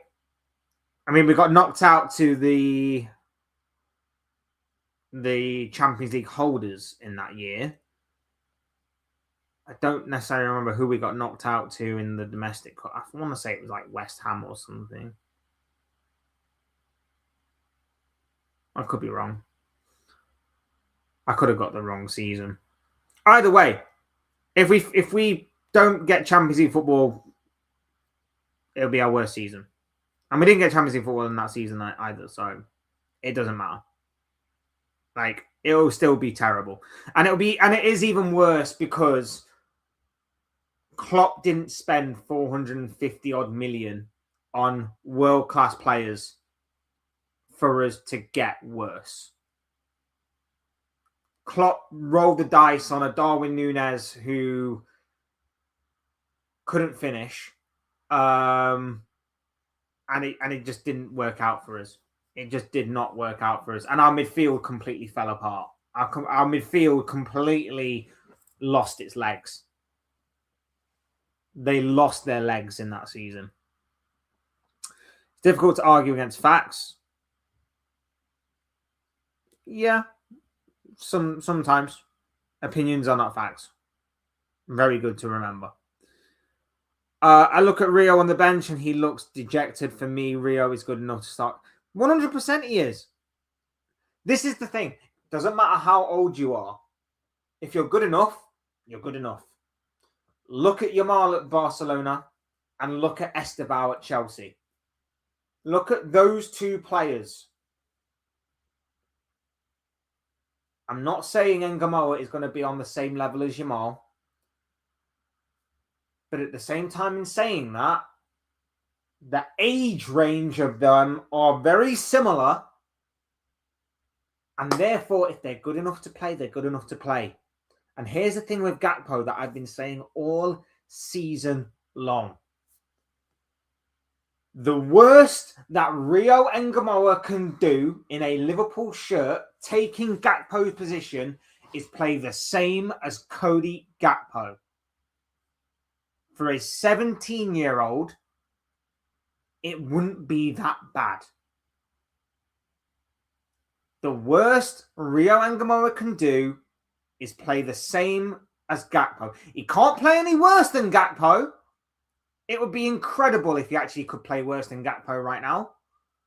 But he can't play any worse. But the worst case scenario is he puts in the same level of performance as what Gakpo does. The only difference is that I kind of expect that more so from a 17-year-old than I would from an established international like Gakpo. He is good enough to start games. He's good enough to get the experience. And we are in danger of potentially letting another gem that we have on our hands go to waste because of poor man management. We did the same thing with Harvey Elliott. Not saying it was Klopp's fault necessarily. I think he takes a little bit of the blame. I feel like he could have played him a bit more from time to time. But I do feel like under Arne Slot, Harvey Elliott could have done a job for us. And now, and it's not Liverpool's fault, by the way, what's happening with Harvey Elliott. That's all on Aston Villa. The way that people have tried to turn the Harvey Elliott situation against Liverpool is absolutely bizarre and just proves again that Liverpool are just hated for the sake of hating us. And there is an agenda-driven motive against us by certain fans and certain people. How can you say that this is Liverpool's fault? Like, Aston Villa agreed to terms in the Harvey Elliott deal. They agreed on a mandatory fee for Harvey Elliott, and yet they're turning around and going, I think it's best for Liverpool if they just stop it. You agreed to it! Morons. But yes, going back to the original point, Rio Engamola is 100% ready to start for Liverpool, in my opinion. He should get more game time. He should get more opportunities. And especially with Gakpo being Gakpo right now, I don't see why he shouldn't be getting those opportunities. He also was 7 out of 7. He also won 7 out of his last 7 finals and is the best manager in my lifetime. It's quality. How Slot has used Salah. Yes. Yeah. Salah last season scored an insane amount of goals. Salah this season has not. Now, you can partially put that down to Salah. You can partially put it down to the way that he's been snatching at chances, not taking those chances. There was partial blame on Salah. Maybe there's also the fact that he's gotten a year older as well. He's, maybe not as sharp in front of goal. He's maybe lost a yard of pace or whatever. But the fact of the matter is that Slot has been using Salah so wide and not as close to goal as what he was last season. It's evident. He's actually been using the fullbacks to be closer to the goal than what Salah has been. Our best goal scorer and provider in the past several years has not been as close to the goal as what he has been in previous years. I think it's been evident this year that Slot doesn't want Salah in the team. Liverpool signed him to a new deal and is being somewhat forced into playing him. I think that's a little bit evident there. I really, really do. Is it right or is it wrong? I don't know. But I feel like that has been... I feel like that's wrong on both camps. I feel like there's been cross wires somewhere. There's been something that has obviously gone wrong between the communication of the manager and the board. I don't know. I don't know what it is. But yeah, I think it's a bit of both. When you resort to criticising Klopp to defend your opinion, whatever that is, you've lost. Slot's been doing that for most of this season, by the way. That's why after we got through to this round of 16, he mentioned Atalanta a couple of years ago. It's why he mentioned that Liverpool couldn't spend big because he left when Klopp left. He left them after a season being in the Europa League, that kind of thing. So Slot's done the same thing, by the way. I'm just saying. Again, you're saying things with no context, Red Rebellion, trying to shoehorn into the conversation some nonsense narrative. Come on, guys, be nice to each other. I'm not criticizing Klopp. I'm pointing out that it's not our worst season. All right, then let's go back to Brendan Rodgers, then, shall we? Let's go back to Brendan Rodgers. Let's go back to Roy Hodgson. How far back do you want to go? Maybe it is too difficult for you to win. Okay, between you two. What's your point about? It's your opinion.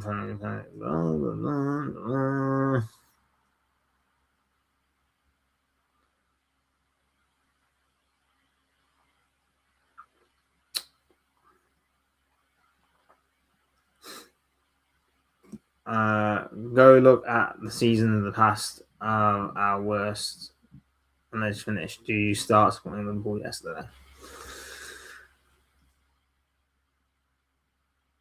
Okie dokie, this is weird.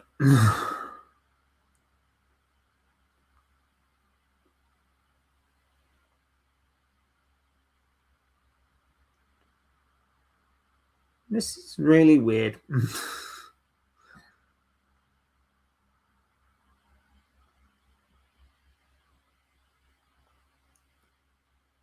Big ol' Alpha's in the building. Hope you're doing well, my bro. A few good wins for your boys over the past week or so.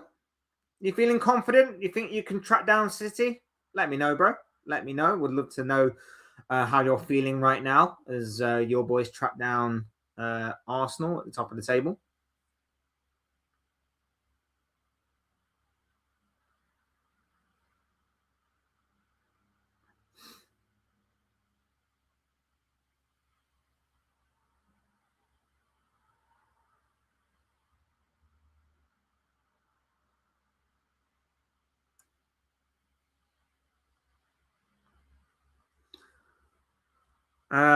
Salah ended last season poorly and started this season poorly. Slot got panicked that Salah is washed and he tried to sideline him. I also think that Slot changed his tactics and didn't exactly change them to accommodate for Salah. I think that he was kind of banking on maybe Salah leaving last summer. And then it didn't happen. And then Slot had a choice to make about whether or not to stick with what he wanted going forward or to kind of shoehorn Salah into it. The fact of the matter is that Salah is an excellent provider still. I just think he's lost a yard of pace. I think that maybe the amount of football that he's played over the years, because remember, the guy doesn't necessarily take a lot of time off with injuries. Like, I think he's only picked up maybe a couple of injuries during his time at Liverpool, and they haven't exactly been massive ones. They've been like little annoying ones. So not exactly been a long time out with injury has Salah. He's played a lot of football over the years, played a lot of intense games, played games pretty much 2 games a season for the most part. I think he's just lost a yard of pace, which means he can't really take players on 1v1 anymore. Not only that, but a lot of clubs know that Salah's like our main attacking threat or our consistent main attacking threat. So what do? They just double up on him. They just put 2 players on him, and that kind of doesn't help him. It should help the rest of the team, but we've got Cody Gakpo on the other side of the pitch, and you know he's about as useful as a solar powered torch. But you know, I just think that it's a bit to do with teams doubling up on him, a bit to do with his own pace kind of leaving him a little bit. But he's still an excellent provider. He is still an excellent provider in terms of his passing and his creation and everything. I don't know maybe whether or not a change of position could help him. I don't know whether him playing more centrally could maybe help Salah adapt his game a little bit more. But I wouldn't say he's washed. I wouldn't say he's washed just yet. I still think you can revive Mo Salah to a certain degree. I just think that he needs something different. And I thought that maybe Jeremy Frimpong would provide maybe a bit of help down that right-hand side. And when Frimpong was playing, he did a little bit. But Frimpong's constantly injured, typically. So that doesn't exactly help a great deal. But like I say, I think if Salah doesn't necessarily need to be that goal scorer anymore either. He could be the provider. He can be the guy who's got the vision, who's got the creative spark to ignite something, to break down tough low block defenses. He can be that guy. He doesn't need to be the goal scorer anymore.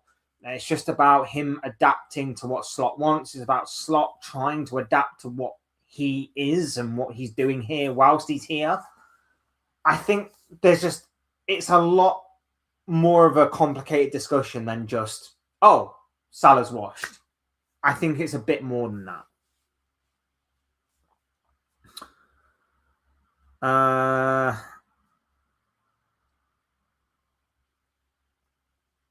Again, that's between you guys. It's not about if we can catch Arsenal. It's about if Arsenal can give it away in an embarrassing manner. In what? Look, out of the two teams, as I mentioned earlier, bro, I really do hope City can catch Arsenal. I would prefer City to win it over Arsenal. However, in saying that, I don't think that's happening. Unfortunately for you guys, I don't think that's happening. I think Arsenal will just about have the amount of consistency needed to get across the finish line. I hope I'm wrong. Don't get me wrong. I don't want to be sat here with Arsenal fans trolling and being unbearable. I hope I'm wrong.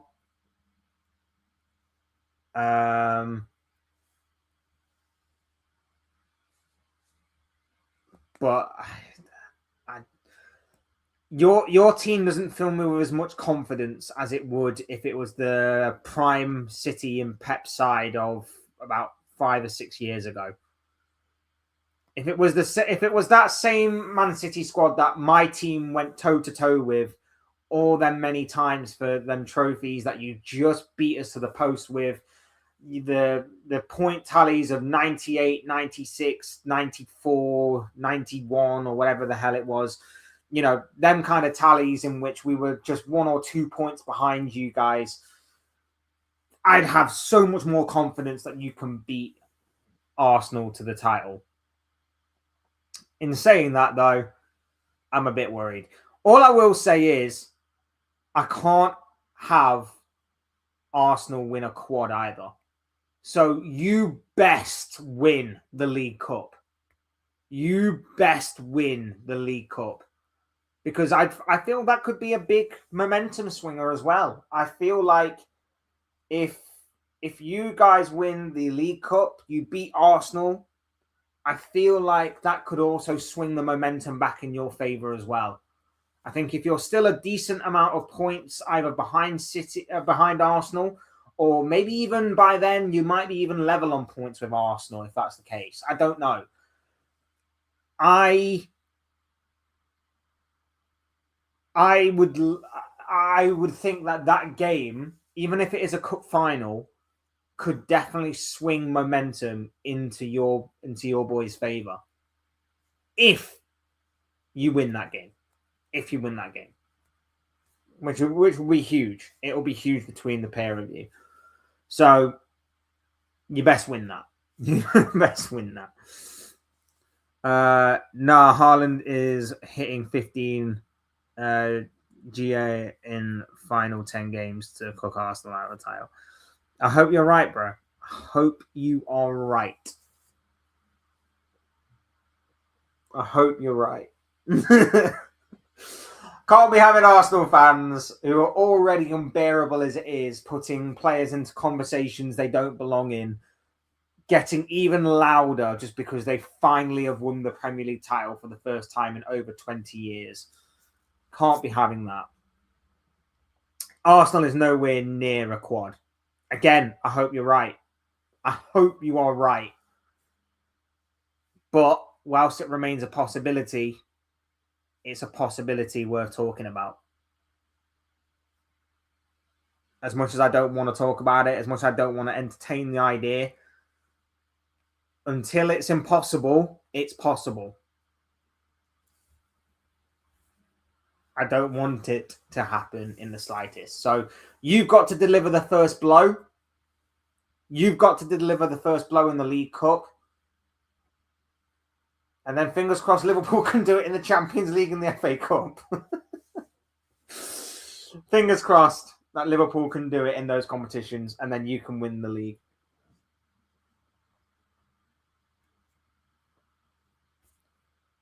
We've got a long way to go. We've got a long, long way to go before that, though. But yeah, you need to deliver the first blow in the League Cup. And like I say, if you do, it could be a momentum shift. Maybe Arsenal start doubting themselves again. Maybe those Arsenal players start to be a bit nervy. And maybe those City players that obviously have had a lot of change over the past few years in terms of squad depth and things, maybe they get a bit of momentum behind them. Maybe they start to be like, you know what? We can actually do this. We've already shown we can beat Arsenal in a one-off game. We've already got a League Cup under us. And remember, the League Cup, as much as people want to ridicule the League Cup, as much as people want to be like, oh, the League Cup doesn't mean anything, never forget, and I'll always say this, Jose Mourinho, back in his heyday, back in his prime, would specialize in winning the League Cup because it was different. Because obviously the League Cup gets played just before the end of the season. Before the run-in happens, the final 10 games or so of the season, the League Cup's already decided.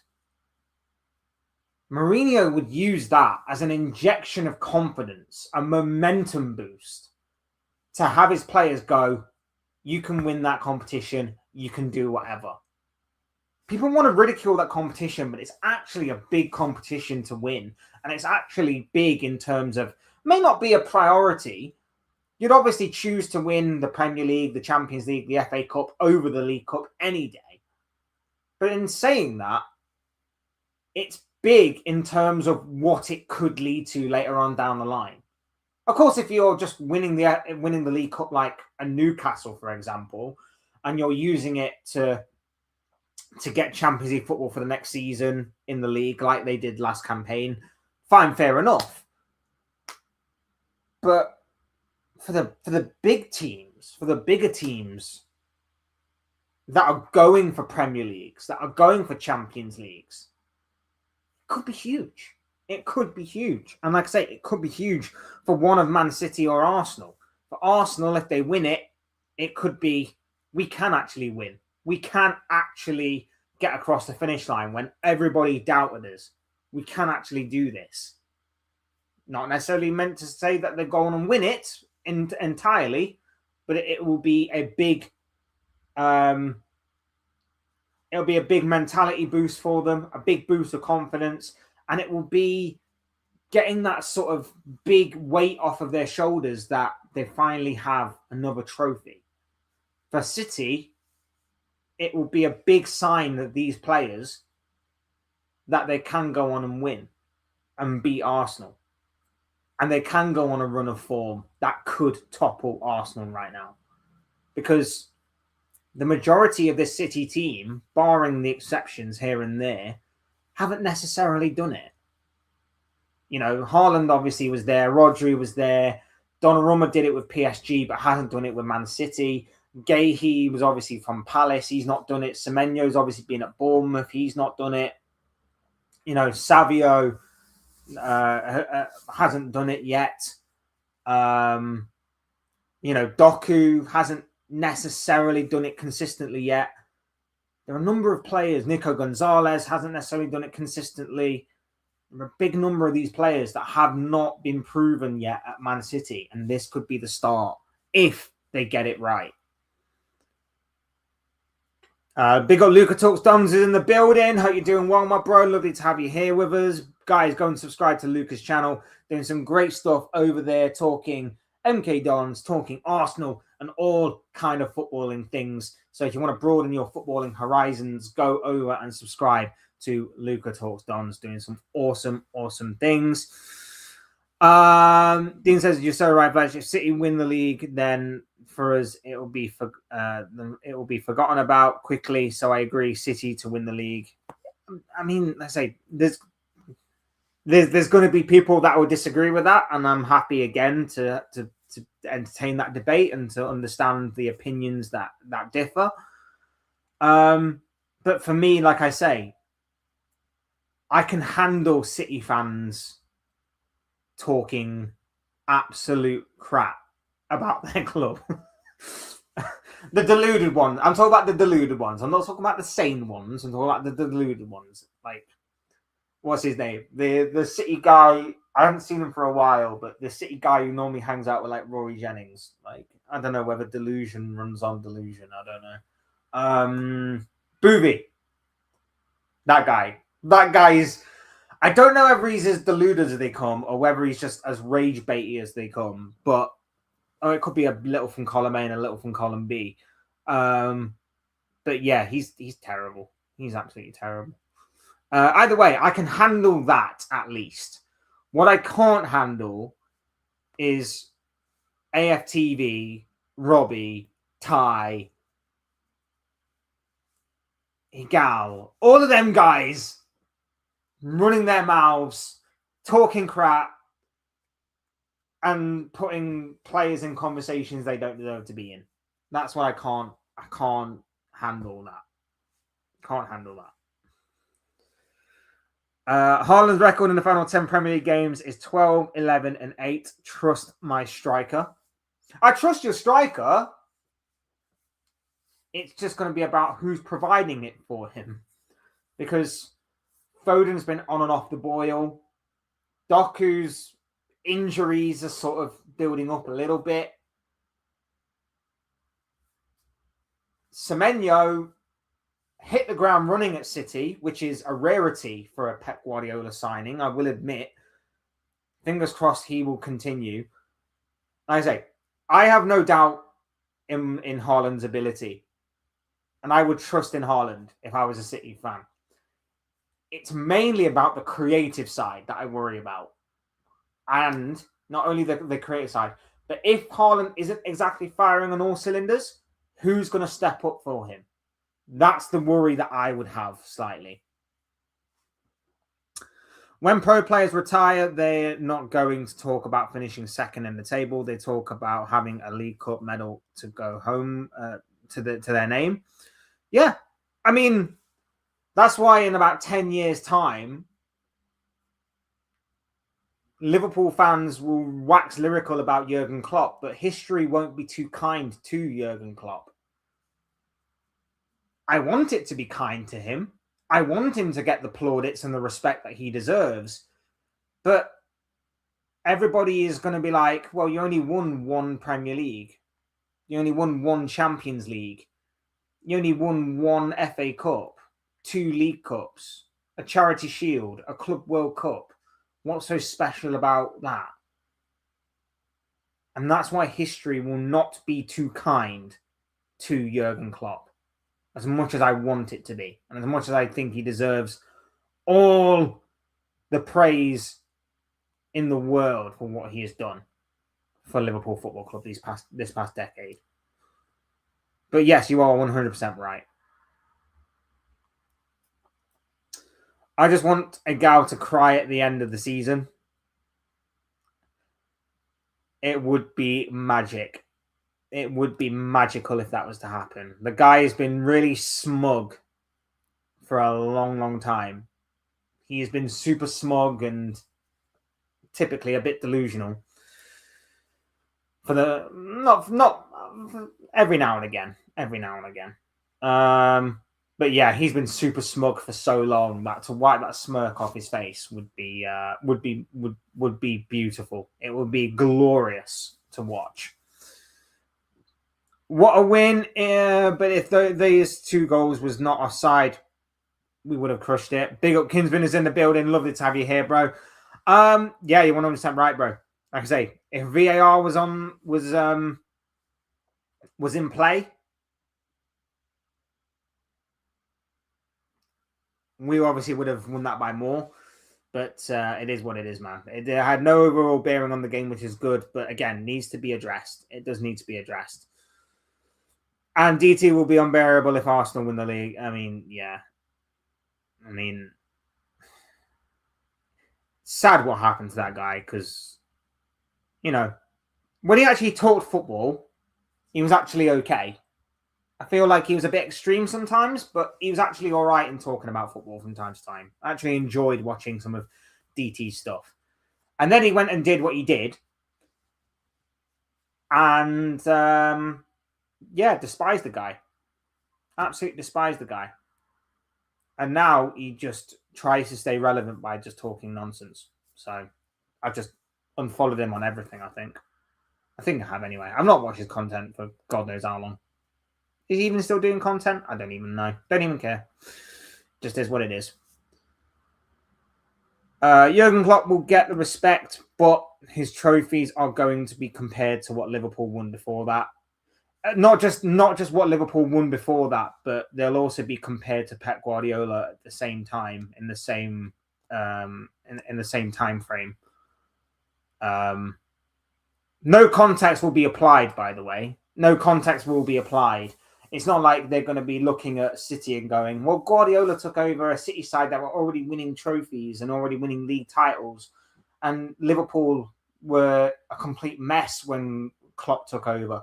That context will not be applied, which is why, again, like I say, I don't think history will be too kind to Klopp, as much as I think it should be, and as much as I would love it to be, and as much as I would like. Some football fans will be out there and they'll take context into consideration, and they'll obviously go in with research and obviously will try and provide balanced arguments and stuff. But most fans will basically go, look at his trophies, look at Guardiola's trophies, look at Liverpool's history of trophies. Klopp wasn't that great. Basic analysis. I won't be arguing with these morons. Let them chat. Guys, if I admire, obviously, the diverse opinions, the diverse beliefs. Try and keep it as civilized and as respectful as we can. Like, that's all I ask. That's all I ask. Just try and keep it as respectful as possible. I understand that you two had a difference of opinion. I understand that. And I'm sure that, you know, if you were to have a debate about it, it would make for intriguing viewing. But like I say, just try and keep it respectful. I understand that sometimes it can get heated. Sometimes it can get a bit out of hand. Just keep it respectful, guys. Come on. VAR should be in the FA Cup. The lack of VAR is obviously only for the drama. Well, it will be included later on, won't it? It's only. Is it the quarterfinals it comes in, or the semi-finals? Or maybe even the fifth round, maybe even as early as the fifth round. But I know that VAR basically is. It is in the competition, but it's not in the early stages. Now, I understand that obviously there's a lot of technology and there's a lot of games, and you'd obviously need it for every game to be playing. I get that. But at the same time, it's a little strange. And even when it is involved, I think it depends on the game, doesn't it? Because when Man United won it a couple of years ago, the game that they played against Coventry didn't have VAR because it was at Coventry's ground. I'm pretty sure that was the story, wasn't it? Correct me if I'm wrong, but I feel like VAR was introduced into that round of the competition. But because Coventry were the lowest ranked team and were playing at home, or am I just making that up and I've completely got the story wrong? I don't remember the top of my head. Or it might just not have been in that round of competition at all. I don't remember. My brain's gone. My brain's gone. I'm not trying to dig United out, by the way, in saying that. I'm basically just trying to say what I'm trying to remember. It's either Coventry were at home, they didn't put VAR in, but they had it in all the other games, or they just decided not to have it at all. I can't remember what it was.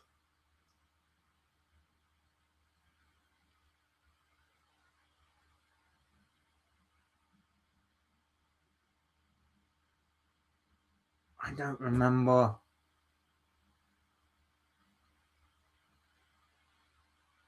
Anyway, yeah, I can't remember, but I do agree. because there was some shocking calls this week. There was some absolutely shocking calls this weekend. There was the Newcastle Aston Villa one, clearly handled in the box, gives a free kick. Like what? Man City's goal, third goal, I believe, onside, was given offside. Then there was a goal. It might have been in the Newcastle Aston Villa game as well. There was a goal that was given that wasn't a goal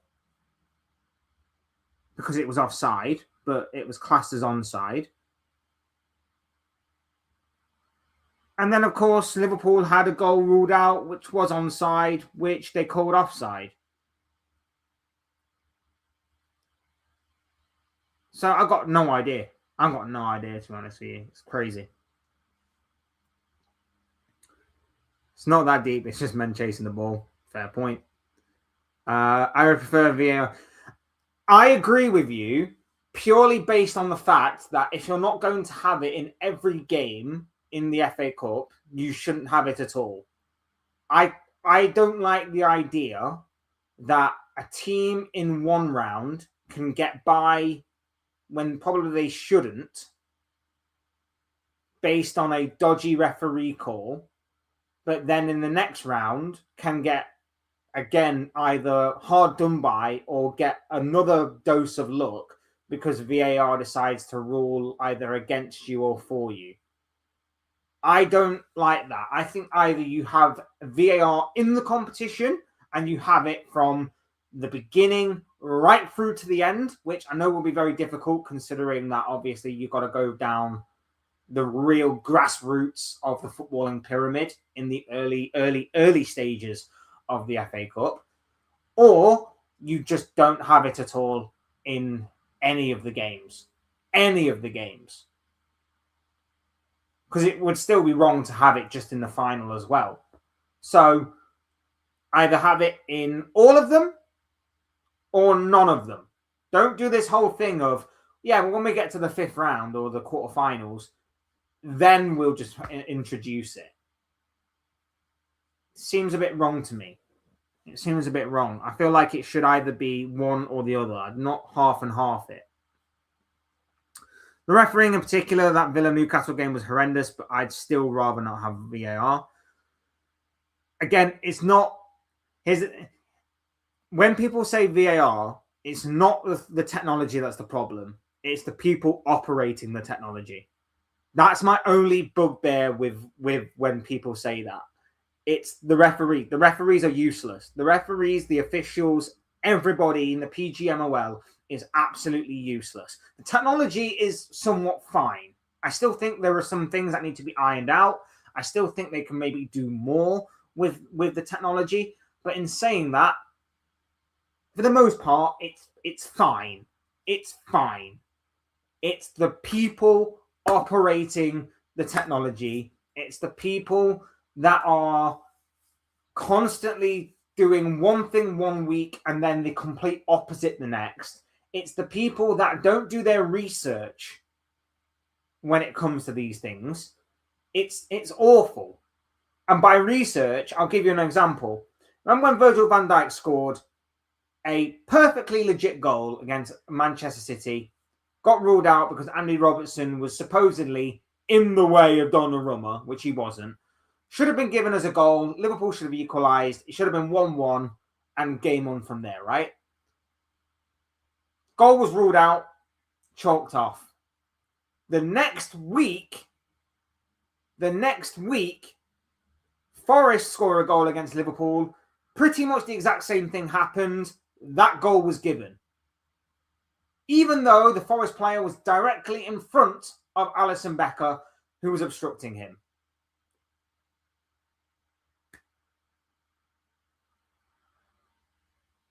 Why didn't the VAR go, oh, hang on a minute. I remember a couple of weeks ago, we didn't give this kind of goal because he was in the way of the defender. If we're to stay consistent on this, we need to disallow this goal as well. They don't do that. They just go with, yeah, the wind is blowing in this direction today, so we're going to go with that decision. And then next week they go, oh, hang on a minute, the wind is blowing in the opposite direction. We're going to go with the opposite decision. They don't do their research. They don't look at things. And it's not just goals like that. There's red card decisions. There's other things like that as well that constantly get in this bracket of clear and obvious, a huge, horrible grey area that I absolutely despise, hate, and I think it is ruining the game. And that's why officials are useless. He's given the FA Cup some magic back. Yeah, there is that possibility as well. I agree. Like I say, I do think it. I do think you either need it in all games or you just get rid of it entirely. I agree with you. The technology isn't streamlined enough yet. All the waiting, the fans not being able to celebrate, it sterilizes the game for me. Again, there are some things that need to be ironed out with the technology and its usage. But for the most part, it is basically just down to the officials that are useless and incompetent. 50,000 people waiting around to celebrate. It's ridiculous. Just as a spectacle, it even looks ridiculous. It does, especially when you consider that other sports use similar pieces of technology and they manage to arrive at decisions so much quicker than what football does. And football is meant to be a fast-paced game. Football is meant to be a game that prides itself on being fast and intense.